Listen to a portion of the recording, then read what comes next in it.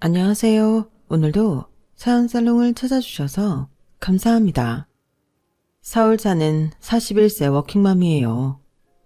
멍청하고 악독하기 그지없는 남편과 시모에게서 몇 년 전 벗어났네요. 이혼을 통해서 말이죠. 그리고 차분히 준비하여 그들에게 처절한 복수를 해주었어요.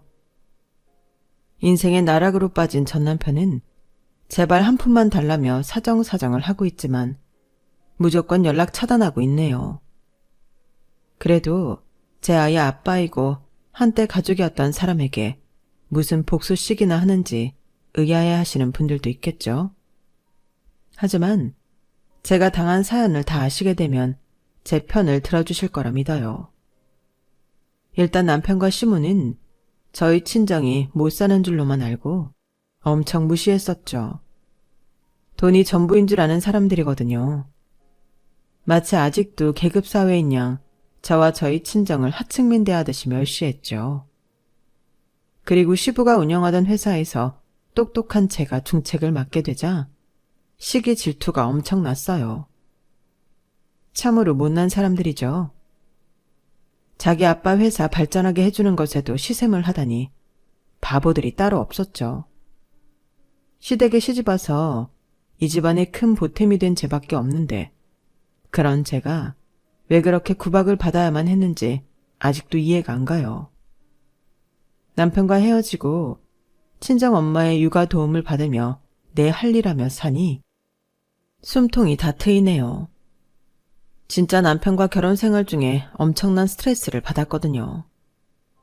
지금 말도 안 되는 결혼 생활로 몸과 마음을 크게 다치고 있는 분들이 계시면 깔끔하게 이혼하시는 게 100번 1000번 낫다고 말씀드리고 싶어요.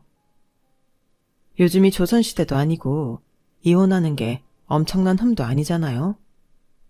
서로 스트레스 받으며 건강 다 잃고 그제서야 갈라서면 자기만 손해죠 뭐. 개인적으로는 배우자와 정 안 맞는다 싶고 도저히 못 참겠으면 이혼하는 게 나은 것 같아요.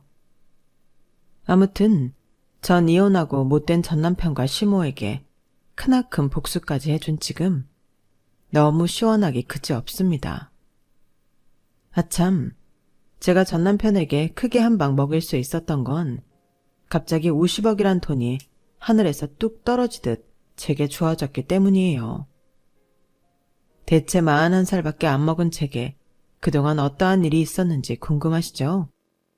동네 개 이름도 아니고 50억이란 돈이 어디서 났는지도 수상하신가요? 제가 사연살롱 여러분들께 하나도 남김없이 다 말씀드려 볼게요. 지금부터 시작해 보겠습니다. 제 이야기를 하려니 제 뿌리인 저희 친정 부모님 얘기부터 안 할 수가 없네요. 저희 엄마 아빠는 두 분 다 고등학교만 졸업하고 공무원이 되어 사내 커플로 만나셨어요. 맞벌이셨기에 아이를 저 하나만 낳으셨고 그마저도 외할머니에게 양육 도움을 받을 수밖에 없었죠. 외할머니는 제2의 엄마였어요. 하지만 외할머니와의 기억이 마냥 달콤하지만은 않은 것이 할머니가 워낙 자린고비였기 때문이죠. 왜 옛날에 자린고비가 천장에 생선을 매달아 놓고 그걸 쳐다보며 밥과 간장만 먹었다는 얘기 있잖아요. 저희 외할머니가 딱 그 짝이었어요. 지나가면 소금기가 뚝뚝 떨어지는 그런 분이었죠. 당연히 외할머니로부터 어릴 적엔 단 500원조차 용돈 한 번 받아본 적 없었죠. 그땐 외할머니가 워낙 가난해서 그런 줄로만 알았어요. 하지만 외할아버지네가 옛날에 꽤 풍족한 집안이었다고 하더군요. 소위 만석군 집안 말이죠. 외할아버지는 집안의 돈만 믿고 제대로 된 일을 한 번도 해본 적 없는 한령 중의 한령이었고 할머니는 그런 남편을 늘 못마땅하게 생각하던 차에 할아버지가 간경화로 일찍 세상을 떠나셨죠. 아휴, 그 양반이 빨리 죽인 게 천만 다행이지. 더 살았으면 우리 집 재산 다 거덜낼 뻔했어. 이런 할머니의 반응이 웃기기도 하면서 한편으론 씁쓸하기도 했죠. 할아버지가 돌아가시자 할머니의 지갑은 굳게 닫혀 좀처럼 열릴 줄을 몰랐어요. 할머니가 늘 하시던 말씀이 있었죠. 돈이 중요한 게 아냐. 자고로 돈 있으면 사람 마음이 야들야들 나약해지는 거야. 사람 마음속에 힘을 길러야 해. 자기 입에 들어갈 건 자기가 벌어서 먹고 살아야 하는 거야. 이렇게 독립심을 키워주시려던 할머니 덕분에 우리 엄마도 고등학교만 졸업하고 공무원이 되었고, 이모 삼촌들도 다들 제 살 길 찾아 열심히 살 수밖에 없었어요. 비빌 언덕이 없었으니까요. 그런 독립심을 저도 물려받았는지 다행히 집안에 고난과 역경이 닥쳐올 때마다 꿋꿋이 혼자 잘 살아남을 수 있었죠. 이런 제 독립심을 시험이라도 하듯 아주 큰 시련이 우리 가족에게 찾아오더군요. 아직 40대밖에 안 됐던 우리 아빠가 위암 2기 판정을 받은 거였어요. 워낙 긍정적이고 삶에 대한 열정이 넘쳤던 아빠였기에 위암 따위 충분히 이겨낼 수 있을 거라 믿었어요. 종이야, 우리나라에 위암 환자가 얼마나 많은 줄 알지? 의료기술은 또 얼마나 좋고. 겨우 암 2기 정도라니? 아빠가 암하고 싸워서 말끔히 이겨내 줄 테니 걱정은 하지도 말아라. 알았지? 막상 암 판정을 받은 아빠 본인도 얼마나 무서웠을까요? 하지만 외동딸인 저의 불안한 마음을 잠재우려 노력해 주신 거에 아직도 감사하게 생각해요. 엄마는 공무원 연금을 받을 수 있는 연차는 채웠기에 중간 퇴직하고 투병 중인 아빠를 간호했어요. 전 부모님께 기쁨을 드릴 수 있는 건 내가 학생 신분으로 공부를 열심히 하는 것뿐이란 생각이 들어서 잠을 줄여가면서 열공했지요. 치열하게 고등학교 시절을 보낸 결과 드디어 제가 원하던 명문대에 합격하게 됐어요. 아직도 병상에 위태롭게 계셨던 아빠에게 제일 먼저 이 소식을 전해드리고 싶었죠. 제가 먼저 엄마에게 전화하려 했는데 엄마는 어찌 알고 저에게 전화를 하셨더군요. 엄마, 저 합격했어요. 제 합격 소식에 엄마는 흐느끼며 말씀하시더군요. 그래? 축하한다, 종이야. 근데 방금 아빠 돌아가셨어. 빨리 병원으로 와주겠니? 그날이 제 생애 가장 뿌듯한 날이자 가장 비극적인 날이 되어버렸죠. 전 택시를 타고 병원으로 총알같이 달려가서 방금 사망 판정을 받은 아빠의 귀에 대고 말했어요. 아빠, 나 종이에요. 나 대학 합격했어요. 아빠도 원하던 그 대학에 합격했는데 아빠, 왜 이렇게 빨리 떠나버린 거예요? 아빠. 그러자 너무 놀라운 광경이 펼쳐졌어요. 이미 사망 판정을 받은 아빠의 눈에서 눈물 한 방울이 떨어지더군요. 사람이 죽어도 청각이 가장 오래 살아있다더니 그 말이 맞나 보더군요. 그래서 아빠의 귀에 대고 저와 엄마는 사랑한다, 고맙다는 말을 원 없이 해드렸어요. 그나마 마음속에 있던 한을 풀 수 있었죠. 그렇게 집안의 든든한 기둥이었던 아빠가 돌아가시고 엄마는 공무원도 그만둔 판에 시골에서 홀로 계셨던 외할머니 댁으로 내려가셨어요. 다행히 서울에 아주 작은 집 한 채는 있었기에 그곳에서 전 혼자 대학 생활을 했어요. 종이야, 이제 서울집에서 너 혼자 살아가야 하니 정신 똑바로 차리고 살아야 해. 아빠가 물려주신 약간의 유산으로 대학은 겨우 다닐 수 있겠다만 아마 많이 모자랄 거야. 얼른 취업해서 네 갈 길 가는 게 좋겠다. 엄만 널 믿어. 우리 종이는 워낙 어렸을 때부터 독립적으로 잘 커졌으니 말이야. 엄마는 저에게 꼭 멋진 커리어 우먼으로 살아갈 것을 권유하셨죠. 전 여자로서는 좀 드물게 공대 기계공학과에 다니고 있었어요. 저도 얼른 이 비싼 대학을 졸업하고 대기업에 취업해서 돈 벌고 싶다는 생각을 하고 있었죠.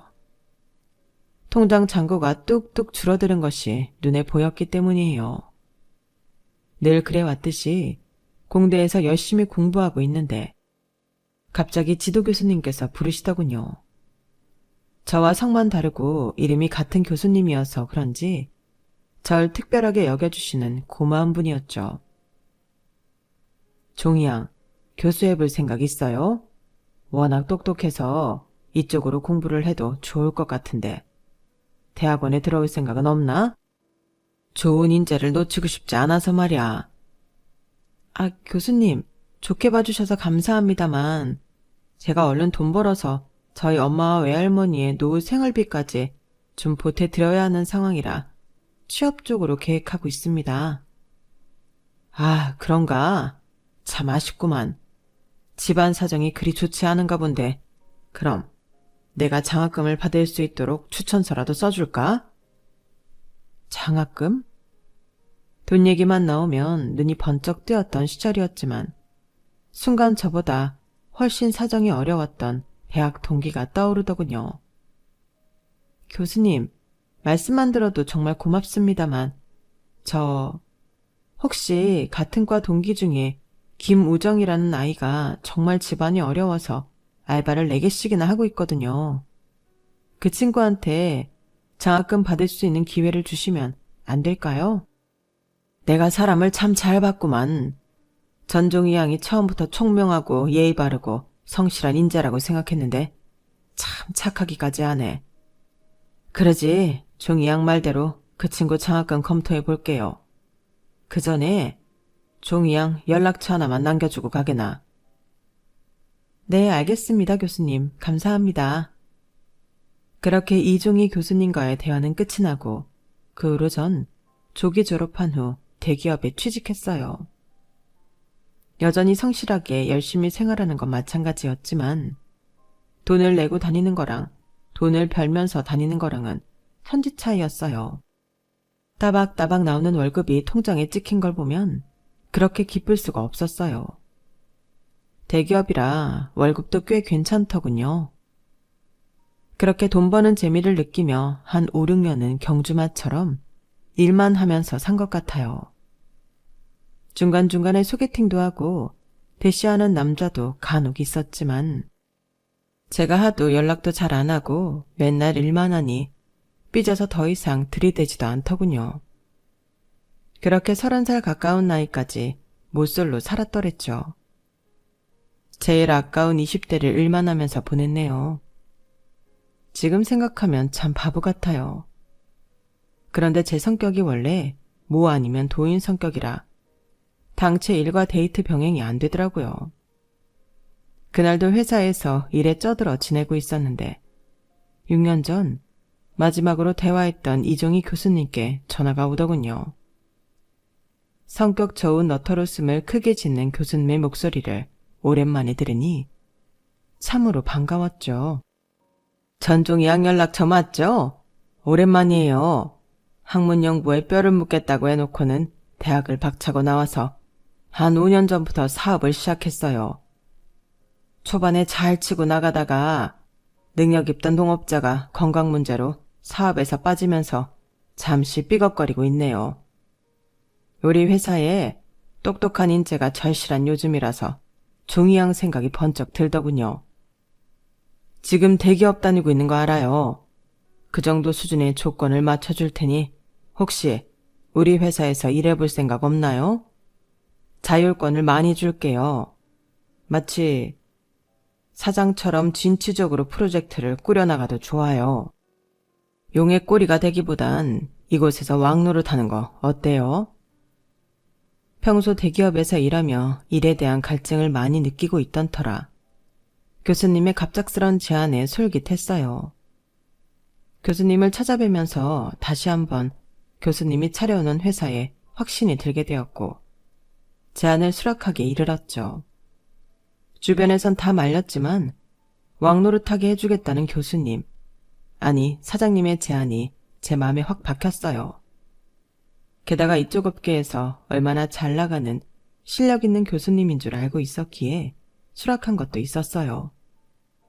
전 길게 고민 안 하고 곧바로 이직을 했어요. 첫 출근 축하해요. 종양. 아니, 정 과장이 우리 회사에 입성해주니 내가 다 든든하게 느껴지네요. 진심으로 고마워요.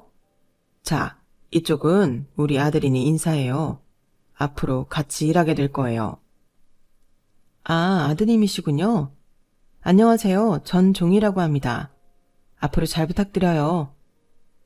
제가 잘 부탁드려야죠. 전 이민철이라고 합니다. 저희 아버지가 종인 씨한테 거는 기대가 참 크세요. 학교 다닐 때부터 비범한 인재였다고 칭찬하시면서 말이죠. 전 미국에서 공부만 해왔고 아직 회사 경험이 없어서 업무적으로는 신입이나 다름없습니다. 앞으로 잘 부탁드려요.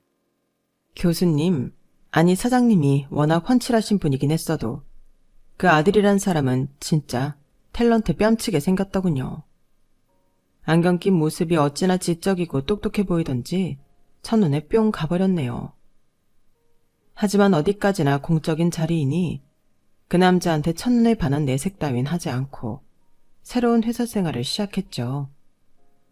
사장님은 제게 거는 기대만큼 빠른 업무 추진을 원했어요. 양적으로 업무가 많았다기보단 대기업의 시스템을 끌고 와서 이곳 회사에 정착시켜주길 원했죠.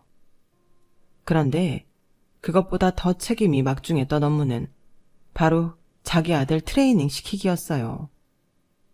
그렇게 잘생기고 스마트해 보였던 이민철 과장은 사장님 아들이었기에 타이틀만 과장이지 정말 업무에 대해 아무것도 모르는 젬병이더군요. 마치 모든 걸 다 알고 있을 것 같던 그 지적인 외모와는 딴판으로 멍청하기 짝이 없었어요. 제가 워낙 일욕심이 있다 보니 제 업무를 하면서 동시에 이민철 과장에게 일을 가르치는 것이 힘에 부치더군요.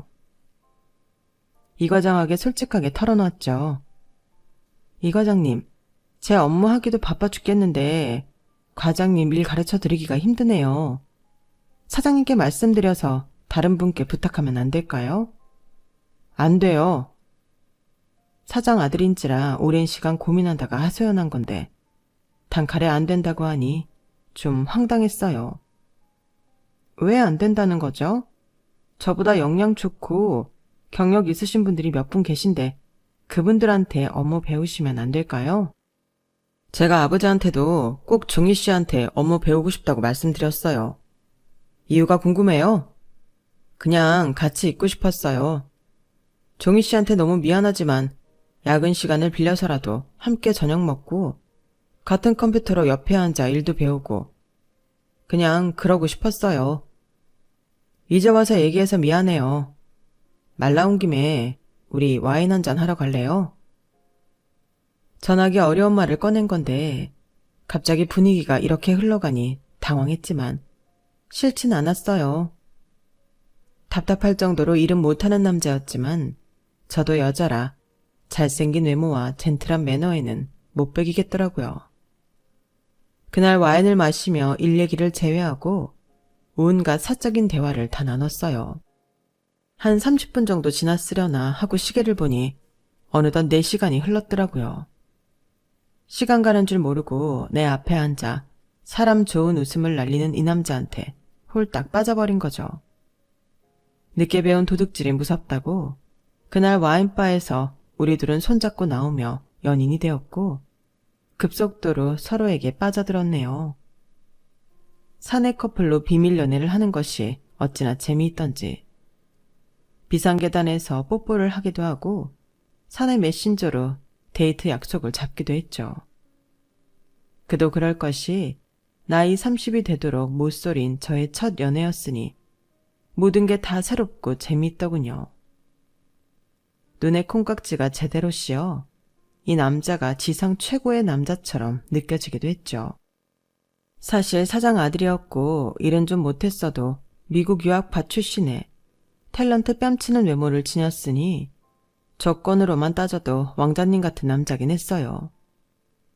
그렇게 불같은 사랑의 결과물로 전 속도 위반을 하게 되었네요. 진짜 연애 5개월 만에 임신까지 하게 될 줄은 몰랐어요. 조심한다고 조심했는데 저도 참 철딱서니가 없었죠. 산부인과까지 혼자 가서 빼박인 임신 소식을 듣게 되니 너무 긴장이 되어 가슴이 콩닥콩닥 뛰더군요. 일단 남친에게 제일 먼저 카톡으로 알렸어요. 그랬더니 돌아오는 대답이 좀 충격적이었어요. 임신이라고? 헐. 전 당장 남친에게 전화를 했죠. 반응이 그게 뭐야? 헐이라니. 나 혼자 임신했어? 당신 아기를 가졌다는 사람한테 헐이라니. 미안해. 나도 이런 일은 처음이라. 암튼 임신 축하해. 누군 임신해봤어? 나도 처음이야. 그리고 딴 사람이 임신 축하하는 거야? 뭐야? 무슨 이런 바보 같은 사람이 다 있어. 끊어. 남친의 말도 안 되는 반응에 짜증이 확 나더군요. 그동안 사랑했던 감정이 차게 식어버리는 느낌이었죠. 혼자서 씩씩거리고 있는데 바로 사장님에게 호출이 오더군요. 떨리는 마음으로 사장님실로 향했어요. 정 과장, 아니 종이양, 임신했다고? 민철이한테 방금 들었네. 우리 아들이랑 언제 연애를 했어? 이렇게 기쁠 수가. 아이는 엄마 머리를 담는다던데 내가 천재 손주를 보게 생겼네. 내 생에 가장 기쁜 날이야. 배불러 오기 전에 얼른 결혼 진행하자고. 앞으로 며느리라고 불러도 되지? 나한테도 이제 아버님이라고 부르라고. 민철 엄마한테도 잘 말해놓을 테니 조만간 혼인신고도 하고 빨리 결혼식도 올리고 합시다. 남친의 뜨뜻미지근한 반응에 실망했었는데 사장님, 아니 예부시부의 긍정적인 반응에 마음이 좀 놓이더군요. 그런데 문제는 예비시모였죠. 며칠 뒤 여느 때와 다름없이 회사에 출근하여 일을 하고 있는데 사무실로 예비시모가 찾아왔죠. 제 이름을 크게 부르며 절 찾더군요. 전종이 이 여자 어딨어? 대체 누가 전종이야? 이 여우 같은 년. 제가 전종입니다만 누구시죠? 누구긴 누구야? 이 회사 사장 부인이자 민철이 엄마지. 네가 전종이냐? 잘 만났다 이년. 네가 우리 아들을 살살 꼬셔서 임신까지 했다지? 너 우리 집안이 대대로 어떤 집안인 줄 알기나 해? 듣자 하니 넌 보잘것없는 집안에 홀어머니밖에 없다며. 너 우리 박간양반 교수할 때부터 살살 꼬드긴 거 아니냐? 반반한 쌍판떼기로 명문가인 우리 집안에 무혈입성하려는 모양인데 어린 반푼어치도 없다. 네 뱃속에 애가 누구 애인 줄 내가 알게 뭐냐? 이 결혼 절대 못한다. 우리 민철이는 이미 재벌집 사위를 들어가기로 어렸을 때부터 얘기가 다 끝난 아이라고. 예비시모는 급기야 제 뺨까지 쫙 때리더군요. 전 너무 열이 받아 예비시모의 팔을 잡고 확 밀쳐버렸어요. 밖에 나가 떨어지더군요. 아니 사모님, 내가 이 회사 다니는 사람이니 사모님이라고 불러드리지 평소 내 성격 같았으면 욕지거리 한바탕 퍼부어줬을 거예요. 아니, 펀치 한 방 날리려는 걸 참은 겁니다. 나 이 결혼 안 하면 그만이에요. 이 회사도 때려치면 그만이고요. 저 대기업 다니다가 스카웃돼서 이 회사 온 겁니다. 남의 집 귀한 딸내미한테 초면에 따귀를 때려요? 그것도 손주를 뵌 예미 며느리한테요. 인성이 진짜 별로시네요. 야, 너 나 쳤어? 뭐? 인성? 인연이 미쳤나? 임신한 저와 예비시모의 육탄전이 벌어졌어요. 아주 끝장을 보고 싶었지만 남친과 예비시부가 와서 뜯어 말리는 바람에 한 3분 만에 끝이 났죠. 회사고 뭐고 택시 타고 혼자 살던 집으로 오는데 눈물이 앞을 가리더군요. 가뜩이나 임신 초기라 엄청 예민한데 내 뱃속 아이의 친할머니로부터 구박덩어리 취급을 받다니 절망스러웠죠. 예비시모를 어떻게 구하 삶았는지 예비시부와 남친이 집으로 찾아와 제게 용서를 빌며 다시금 결혼 얘기를 꺼내더군요. 며느리야, 정말 미안하구나. 네 시험이 될 사람 성격이 워낙 불같아야 말이지. 옛날부터 그 지랄 많은 성격 맞춰주느라 온 식구들이 고생 꽤나 했다. 이제 그 옆에 애도 다 늙어서 남편이 내 앞에서 깨갱하고 아무 말도 못해. 내가 다 설득해놨으니 기분 풀고 다시 회사도 출근하고 결혼도 추진하자꾸나. 어머님께서 쌍욕까지 해가면서 이렇게 절 결사 반대하시는데 이 결혼을 하면 제가 행복할까요?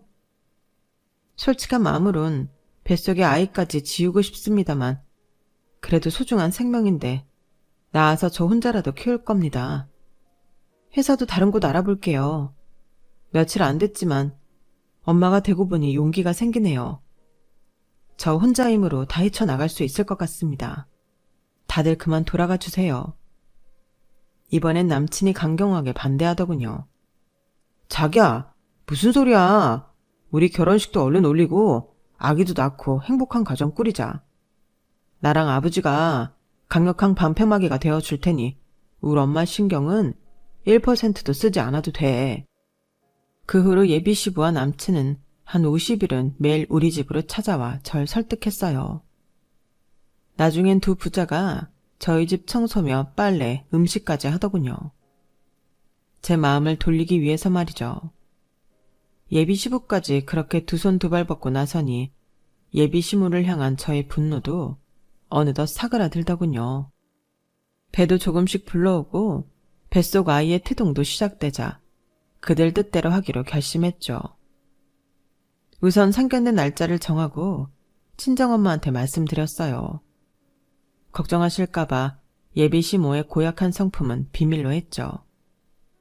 상견례 날 엄마는 집에 있던 옷 중 최대한 좋은 옷으로 차려입고 나오셨어요. 시골에서 외할머니와 농사지으며 단둘이 살고 있던 엄마였기에 얼굴이 까맣게 타버렸더군요. 사돈어른의 집안이 대대로 금수저 집안에 대단한 것 같아서 엄마가 좀 초라하게 느껴지는구나. 최대한 고상하게 보이게 입었는데 엄마 괜찮니? 그럼 엄마 너무 이뻐요. 엄마 원래 공무원이고 커리어 우먼이었는데 아빠 간병하느라 그만두고 외할머니 사시는 시골로 내려간 거잖아. 이렇게 똑똑하고 예쁜 엄마인데 뭐가 초라해. 늙어버린 엄마의 얼굴을 보는 것도 마음이 아팠지만 상견례 자리에서 시모가 또 무슨 막말을 할지 몰라 긴장이 되더군요. 하지만 남친과 예비 시부가 단단히 입단속을 했는지 이번엔 막말까진 아니었어요. 하지만 결혼 조건에 대해 딱 못을 박더군요. 사돈, 내가 이 결혼 허락하는 조건은 합가입니다. 시댁에서 같이 살면서 교육 단단히 시킬 거니까 그리 아세요. 우리 남편이랑 아들이 하도 뭐라 해서 내 긴 말 안 할 테니 자, 이거 혼수 목록이니 받으시고 이 리스트대로 빠짐없이 해오세요. 돈 없으면 대출이라도 받아서 말이죠. 시모가 던진 A4 용지에는 입이 떡 벌어지는 고가의 사치품들로 가득 차 있었어요. 시댁에서 함께 살 거니 세간살이는 필요 없다고 생각했는지 순전히 본인 치장을 위한 명품백, 모피, 보석들이 쭉 리스트업 돼 있더군요. 심지어 사진까지 첨부돼 있었죠. 어이가 없었어요. 화나서 시모한테 냅다 지르려는 걸 저희 친정엄마가 조용히 말리시더군요. 얘 종이야, 엄마가 다 알아서 준비할 테니 걱정 마. 임신까지 앞마당에 구박받지 않게끔 최대한 성의를 보여야지. 딸 가진 죄인이라는 말이 실감났어요. 아무리 경제력 차이가 나는 결혼이었지만 엄연히 나도 명문대 나와서 대기업 다니던 여자였는데 뭔가 꼴리는 듯한 입장에 화가 나더군요. 그럴 때마다 시부가 천사처럼 나타나 제게 도움을 줬어요. 시부는 상견례 다음 날 절 따로 부르시더군요. 새아가, 자, 돈 받고 네 욕심 많은 시어머니 욕심 좀 채워줘라. 아마 계모임 같은 데서 며느리한테 혼수 뭐뭐 받았다고 자랑하려고 그러는 것 같아. 그놈의 계모임이 뭔지 우리 집에 복이 넝꿀치 들어온 것도 모르고 맨날 돈돈거리는 꼴이라니. 에휴, 이 돈이면 네 시어머니가 원하는 혼수 다 해올 수 있을 거야. 내가 이 돈 준 건 비밀로 하고, 알았지? 시부가 준 봉투를 열어보니 웬 수표가 들어있더군요. 집에 와서 다시금 확인해보니 무려 1억 원짜리였죠. 이 큰 돈을 어찌해야 하나 고민하다가 시부가 시키는 대로 했어요. 명품 전문 매장을 돌며 혼수 리스트에 있는 걸 다 사서 시모한테 바쳤죠. 그랬더니 시부의 말대로 시모의 입이 찢어지더군요. 만족스러운 시모의 미소를 보는 것도 역겹더군요. 아무튼 그렇게 삐걱거리며 남편과 저의 결혼 생활은 시작되었어요. 자의반 타의반으로 만삭 때까지 회사 일은 계속했어요. 시댁 회사니 편의를 많이 봐주시기도 했지만 제가 워낙 일머리는 있어서 시작하는 프로젝트마다 성공을 시키니 사장인 시부가 웬만하면 출산 전까지 회사에 나와주길 바라더군요. 그렇게 열정적으로 일하고 신혼집인 시댁에 들어가면 시모가 집안일을 더 못 시켜서 안달이었어요. 니까짓 게 뭐 그리 대단한 업적을 세운다고 회사를 계속 다니는 거냐? 집안일은 늙은 시애미 보고 다 하라는 거야? 오늘부로 집에서 일하는 파출부 아줌마들 다 잘랐으니 주말을 이용해서라도 밀린 집안일 네가 다 해놓도록 해라. 하나부터 10까지 내가 다 가르칠 테니. 배가 많이 나와 거동도 쉽지 않은데 일하는 아줌마들 다 잘라놓고 날 부려먹을 생각만 하다니. 시모가 날 잡아먹는 괴물처럼 느껴지더군요. 제 성격에 가만히 있을 수 없었죠. 어머님, 제 뱃속에 어머님 핏줄이 자라고 있어요. 이 아이가 세상에 잘 태어날 수 있게끔 도와주셔도 시원찮을 판에 시댁 회사 일까지 하며 집안일까지 저보고 하라고요? 저는 그렇게는 못해요. 야, 너 내가 이럴 줄 알았다. 못돼 먹은 년 같으니라고.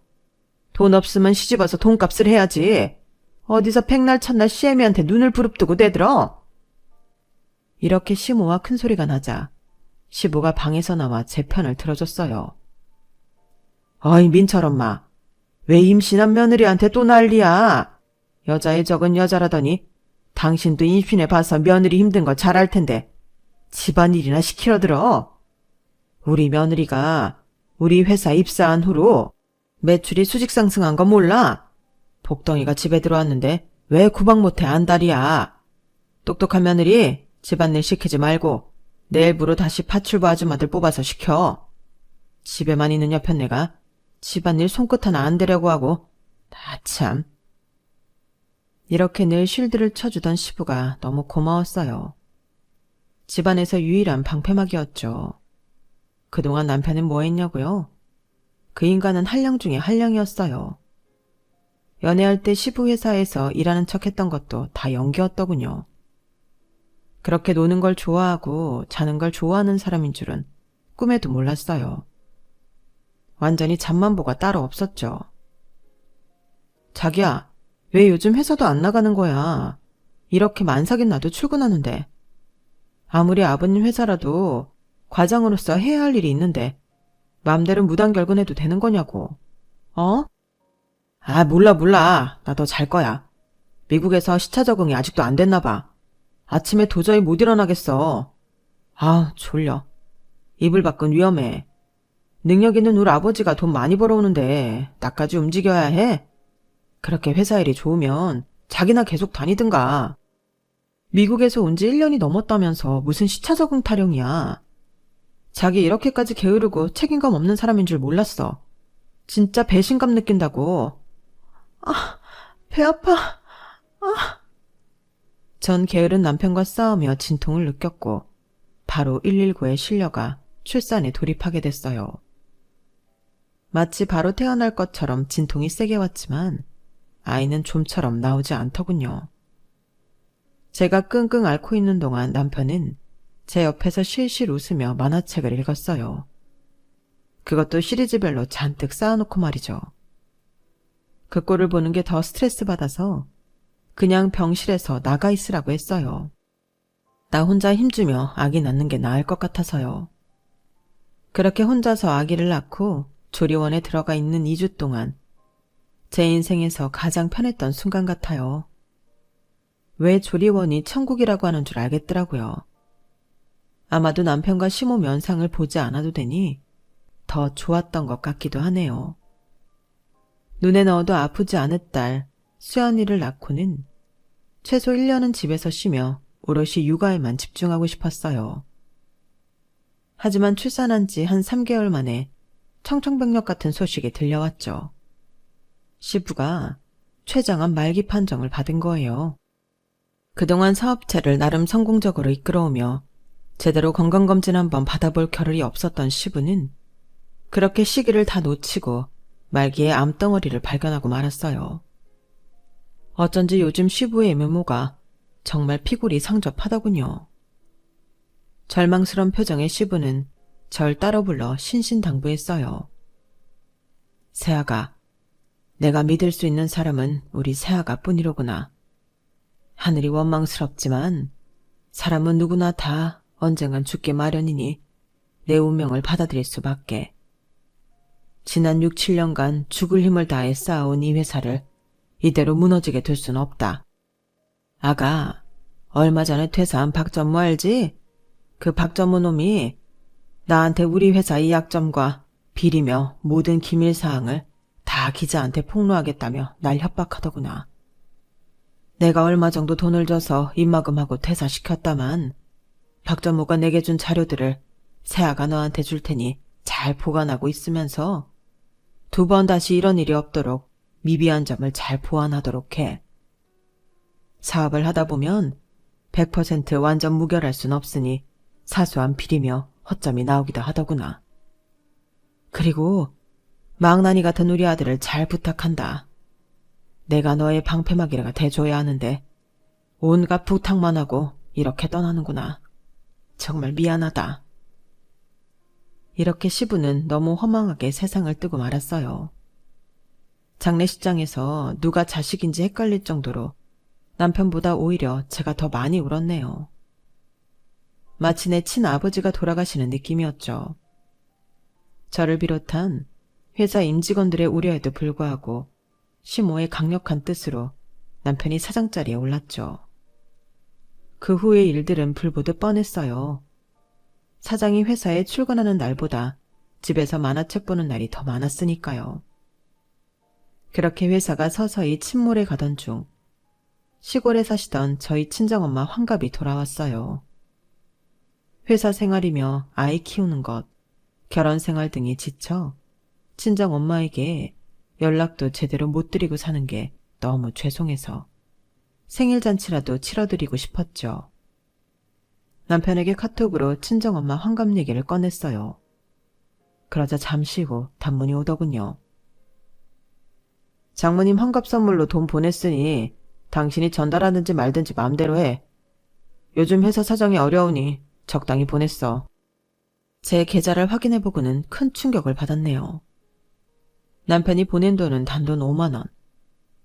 자기 양말 한 짝도 백화점에서 10만원짜리로 사시는 양반이 장모 환갑에 딸랑 5만원을 보내다니. 너무 화가 났지만 요즘 회사 분위기를 아니까 그냥 넘어갔어요. 그리고 2달 뒤 친정엄마와 동갑인 시모의 환갑이 돌아왔어요.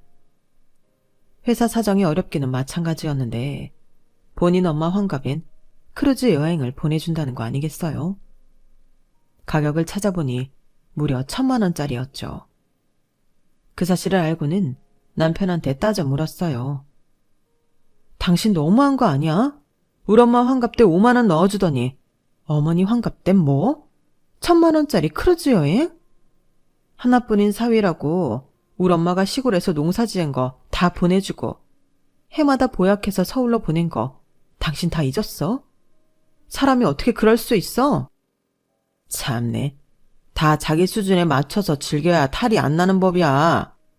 우리 엄마는 강남 사모님으로만 살아왔고 당신 엄마는 시골 논밭에서만 몇 년째야. 아, 생각만 해도 거름 냄새, 똥 냄새 나는 곳이라니. 그런 곳에서 사는 장모 수준엔 5만원도 과하지 뭐. 안 그래? 살면서 그렇게 화가 난 적은 처음인 것 같아요. 피가 거꾸로 솟는 기분에 금방이라도 쓰러질 것 같더라고요. 소파에 털썩 주저앉아서 남편한테 소리 질렀어요. 걔가 감히 사람의 수준을 노네? 당신은 개만도 못한 놈이야. 당장 이혼해. 당신이 내 아이의 아빠란 사실이 소름 끼친다. 양육비나 매달 꼬박꼬박 넣으라고. 우리 엄마와 시모의 환갑 사건으로 우린 단칼에 갈라섰어요. 지금 생각해도 세상에서 가장 잘한 짓인 것 같네요. 전 친정엄마와 가사 도우미의 도움을 받으며 다른 회사에 취직했어요. 당장에 돈이 좀 들어가긴 했지만 그래도 우리 딸 수연이를 저 혼자 키워내려면 커리어를 어떻게든 이어나가야 했거든요. 저희 친정엄마가 서울로 올라와 우리 수연이를 봐주셔야 했기에 외할머니께서 홀로 시골에 남아 계시는 게 마음에 좀 걸리긴 하더군요. 하지만 워낙에 정정하셨기에 큰 걱정은 안 했죠. 그런데 아뿔싸 고령의 노인이 홀로 있으니 말동무도 없으셨던 건지 금세 건강이 안 좋아지셨고 갑자기 돌아가시고 말았어요. 워낙 정정하셔서 다른 가족들 모두 100세는 채우실 거라 예상했는데 다들 너무 놀랐죠. 역시 인간에겐 외로움이 가장 큰 적인 것 같아요. 그런데 외할머니께서 돌아가신 후 더욱 놀라운 사실이 밝혀졌어요. 엄마와 외삼촌 이모들이 다들 뒤집어졌죠. 할머니의 유언과 유산을 보고서요. 종이야, 글쎄 네 할머니가 유산을 무려 50억 넘게 물려주셨단다. 그것도 세금이며 뭐며 다 떼고 형제들하고 다 나눈 금액이다. 뭐라고요? 외할머니가? 에이, 5천만 원이나 5억이겠죠. 구멍난 옷도 다 꿰매서 입으셨던 분인데 무슨 50억이에요. 그럼 총 자산이 몇백억 있으셨다는 건데 우리 할머니가 무슨 수로 그런 큰 재산이 있어요. 우리 아버지 쪽이 그 옛날 만석군 집이긴 했어. 99칸짜리 집에서 사셨던 분이니까. 아마 그 유산을 지금까지 몰래 갖고 계셨나 봐.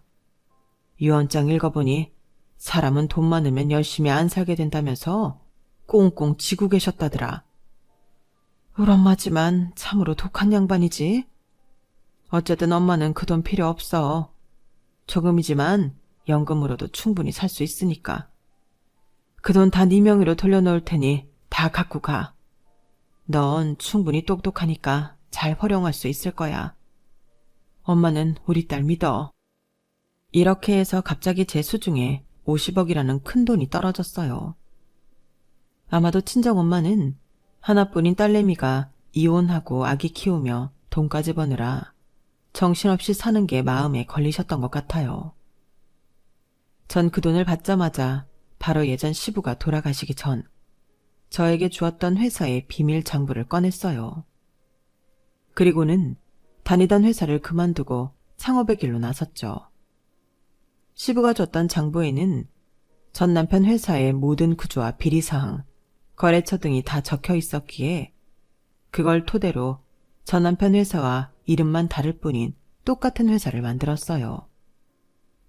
특유의 친화력과 경쟁력 있는 가격으로 전 남편 회사의 거래처들을 우리 회사 쪽으로 돌리고 일 잘하던 직원들도 다 빼왔어요. 그리고는 전 남편 회사의 비리사항들을 언론사에 제보했어요. 안 좋은 폭로기사가 빵빵 터지고 전 남편 회사가 서서히 몰락해가는 게 눈에 보이더군요. 눈치 없고 일머리 없던 바지 사장인 전 남편으로부터 그제서야 제게 연락이 왔어요. 수연 엄마, 당신이 우리 회사에 대한 폭로기사 제보했어? 그리고 요새 하나둘씩 직원들과 거래처 빼가는 게 당신네 회사라며. 쥐똥만큼의 돈도 없던 여자가 무슨 수로 회사 사장이 된 거야?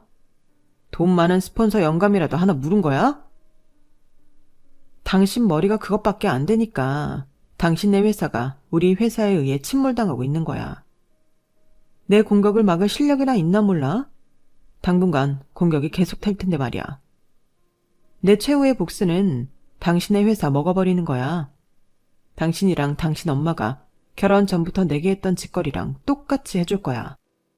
미친 개처럼 물어뜯을 거라고. 우리 회사를 먹는다고? 수연 엄마, 자기야, 제발 이러지 마. 그래도 우리 아빠는 자기한테 잘해줬었잖아. 우리 아빠가 설립한 이 회사를 왜 망하게 하려고 해? 요즘 안 그래도 돈 없어서 백화점도 못 가고 일반 시장에서 장 봐다가 겨우 밥만 먹고 있어. 나 백화점 물건 아니면 못 입고 못 먹는 거 잘 알잖아. 한 번만 살려줘, 제발. 우리 회사 그냥 내버려두면 안 될까? 우리 수연이를 봐서라도 한 번만, 어? 우리 수연이? 그 더러운 입에서 감히 우리 수연이를 언급하더니. 당신이 애기 아빠면 양육비라도 제대로 줬어야 하는 거 아니야? 백화점 가서 처먹을 돈은 있고 우리 수연이 연필 한 자루 사줄 돈은 없었냐? 돈 없으면 그냥 닥치고 그냥 그렇게 살아. 주제에 백화점은 무슨. 나 당신의 회사 먹으려면 아직 준비해야 할 게 많으니 끊어. 앞으로 기대하라고? 전화기 너머로 전 남편의 절규가 들려왔지만 그냥 끊었어요. 아직도 백화점 어쩌고 운운하다니. 본인 회사 직원들 월급도 제대로 못 주는 판에 아직 정신 못 차린 게죠. 아주 통쾌해 죽겠네요. 역시 최고의 복수는 보란듯이 잘 사는 것인 것 같아요. 앞으로 전 남편 회사를 인수하고 더 나아가 업계 1위 회사가 되도록 끊임없이 노력하렵니다. 제가 어디까지 갈 수 있을지 여러분께서 응원해 주시길 바래요. 숨이 닿는 그날까지 성실하게 노력해서 살 거니까요. 여러분 앞날에서 꽃길만이 펼쳐지시길 바랍니다. 긴 글 읽어주셔서 감사해요. 저도 여러분을 늘 응원하겠습니다. 여러분, 사연 댓글에 응원과 현명한 조언 부탁드려요. 좋아요와 구독은 저에게 큰 힘이 됩니다. 오늘도 좋은 일 가득하세요.